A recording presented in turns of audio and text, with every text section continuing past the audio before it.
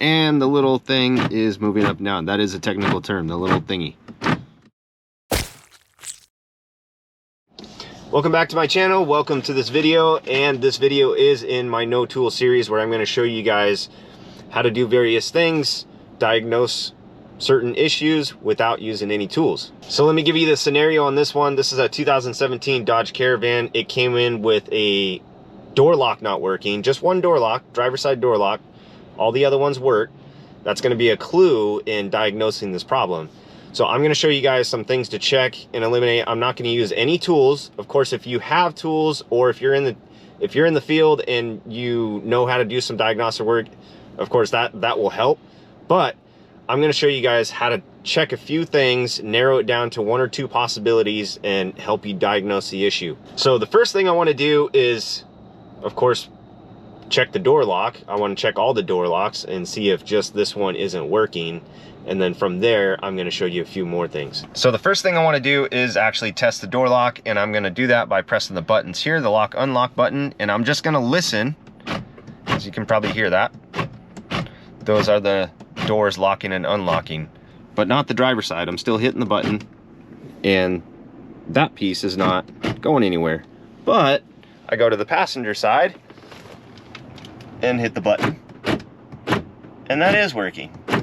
So my driver's side one doesn't work. So this is where I'm going to eliminate the fuse problem. We already determined only one door lock isn't working. Now, you may not know this if you're not in the industry, but the way these vehicles are made, especially new vehicles, and the way things are controlled, generally, and there's always going to be the exception, but generally, door locks are not individually fused, meaning there may only be one or two fuses that control all of the door locks. It's usually controlled by computers and security systems, but not just one door lock is controlled by one fuse.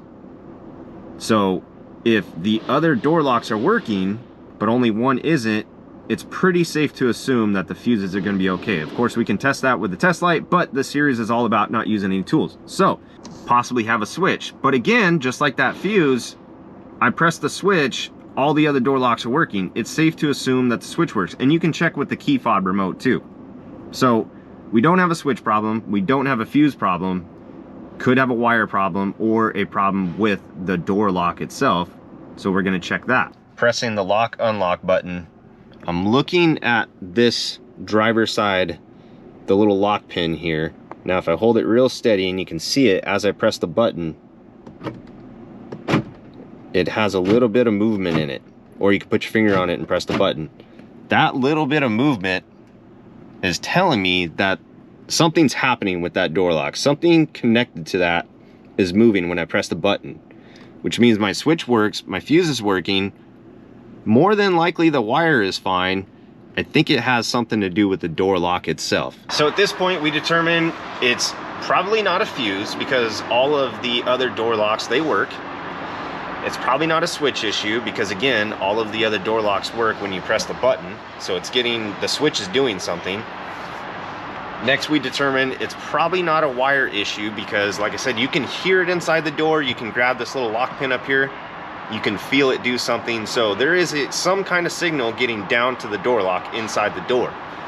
So at this point, it's pretty safe to assume that it's a door lock. Now, you can go further by using tools like a multimeter or a test light and actually testing this kind of stuff to be 100% sure. But I just wanted to show you how to eliminate some of your possibilities, determine it's not a fuse, not a wire, not this.